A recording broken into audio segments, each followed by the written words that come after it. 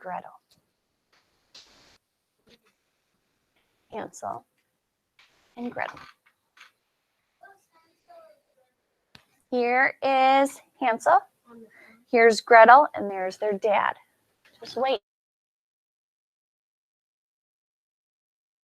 All night long, the woodcutter's wife nagged. Oh, I'm sorry. I skipped a page.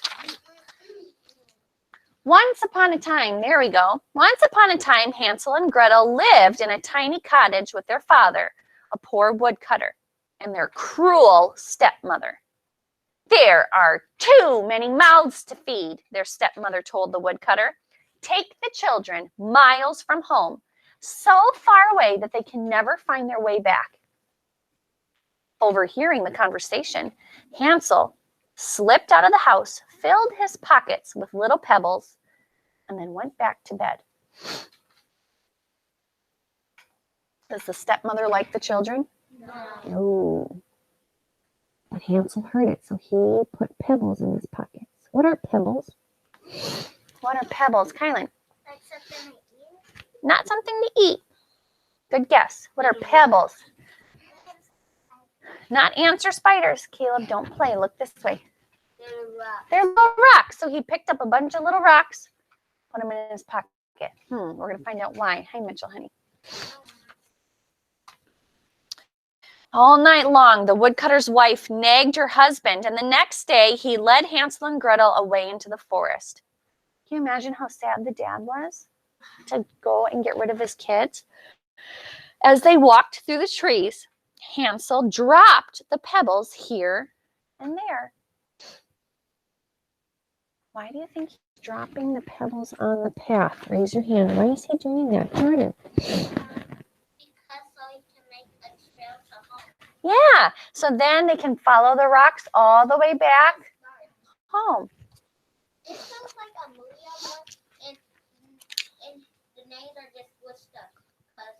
Because the girl's name is Hansel, and then the boy's name is Gretel. Weird, because usually Gretel is a girl's name. But yeah, this is a movie too.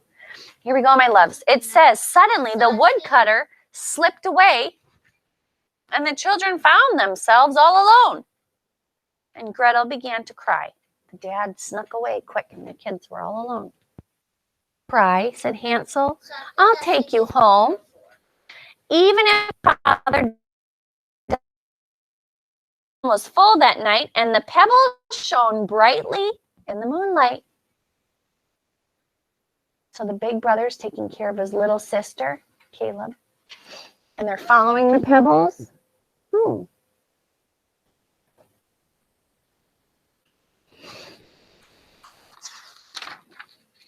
The children found their way home and crept in through a half-open window without waking up their parents.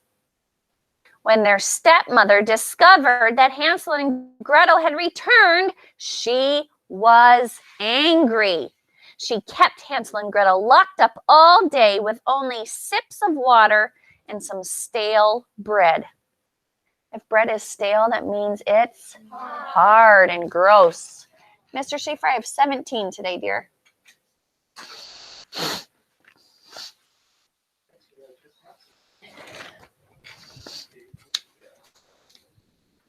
When morning came, the woodcutter led the children out into the forest once again. Hansel, however, did not eat his bread that morning. And as he walked through the trees, he left a trail of crumbs to mark the way back home. Again, the children found themselves alone.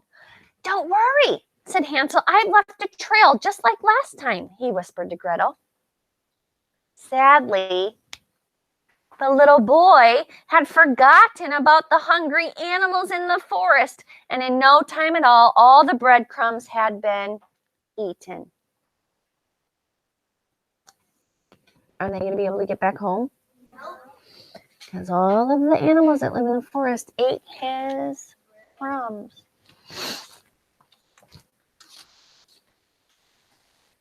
Later that morning, they wandered through the forest. On and on they walked till they came upon a strange cottage. This is chocolate, gasped Hansel, and he broke a piece off the wall. And this is icing, said Gretel. The hungry children began to gobble up pieces of the cottage.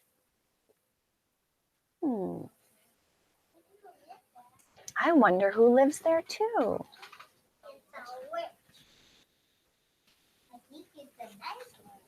Let's see. Her house is made out of candy. I wonder if she's nice or not. I'm just going to show you the page. Then I will finish reading the story tomorrow, because otherwise if I keep reading, we'll be way over for lunchtime. I'll just show it to you. I'll read it to you tomorrow. She looks so nice. She looks so nice. Do you think she's going to be nice? No. Some of you know what's going to happen. We'll find out. Don't tell the other kids who haven't seen it. My loves, tomorrow we will finish Hansel and Gretel.